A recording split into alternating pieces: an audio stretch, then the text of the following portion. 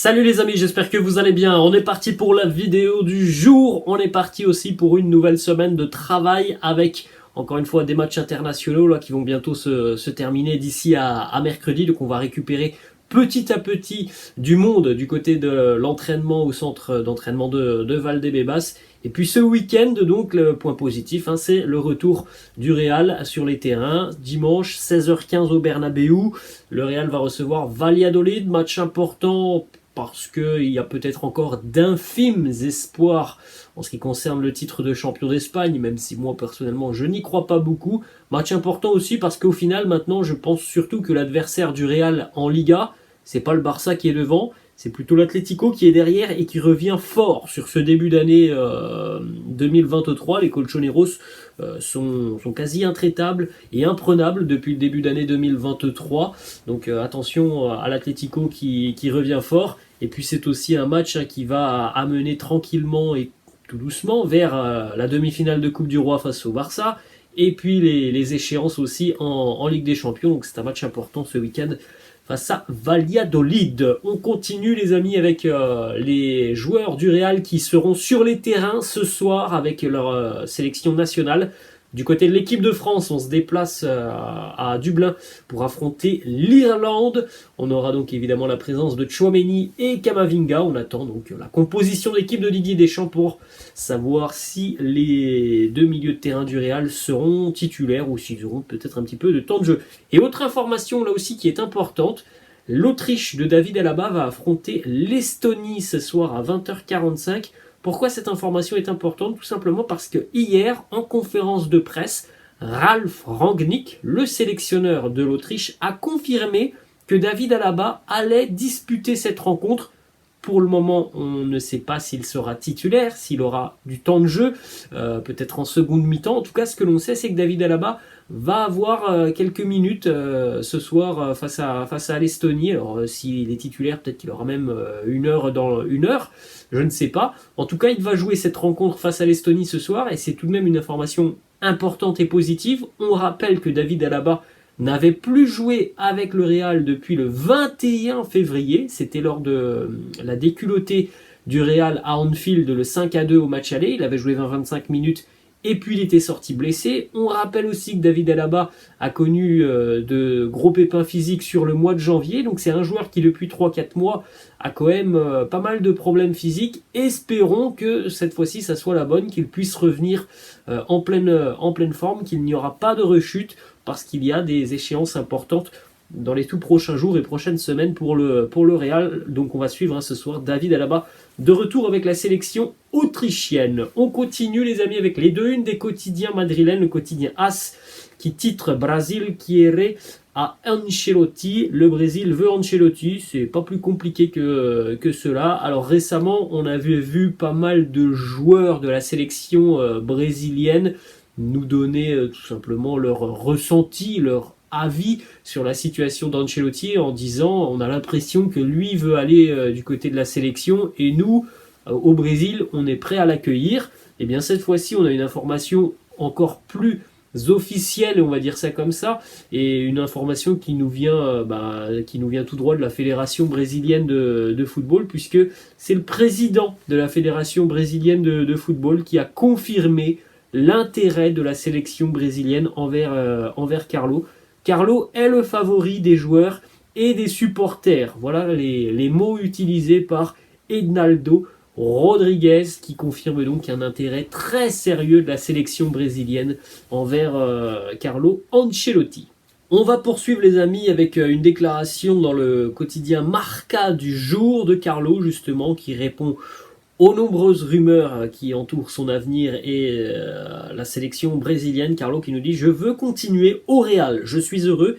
J'ai déjà dit à plusieurs reprises que je continuerai toute ma vie au Real Madrid. » Alors, on l'a déjà entendu, ce genre de choses. Moi, personnellement, je pense que oui, Carlo a certainement envie de continuer au Real, mais je pense qu'il ne sera pas sur le banc de touche merengue l'année prochaine. J'ai cette impression qu'il sera du côté de la sélection brésilienne dans quelques mois maintenant. Et peu importe ce qui va se passer sur la fin de saison du Real, dans le sens où si le Real peut-être remporte la Coupe du Roi, pourquoi pas la Ligue des Champions.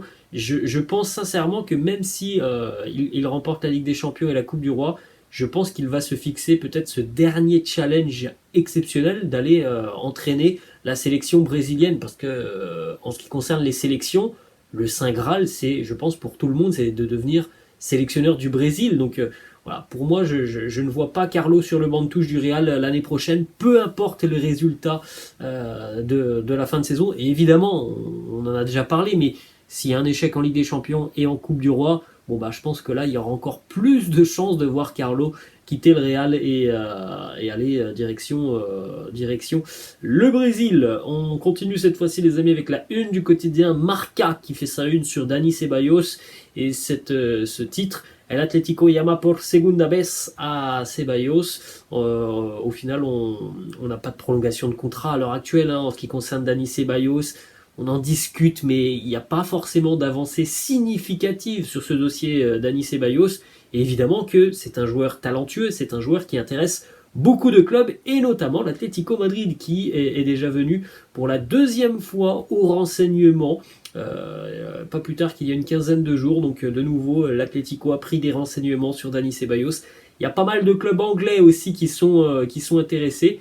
La priorité du joueur, il la donne toujours au Real, mais force est de constater qu'à l'heure actuelle, on n'a pas beaucoup d'informations sur cette éventuelle prolongation de contrat. On continue les amis avec des informations cette fois-ci qui concernent les séances d'entraînement. Carlo Ancelotti a donné une journée de repos aujourd'hui aux joueurs, reprise de l'entraînement demain au centre d'entraînement de Valdebebas.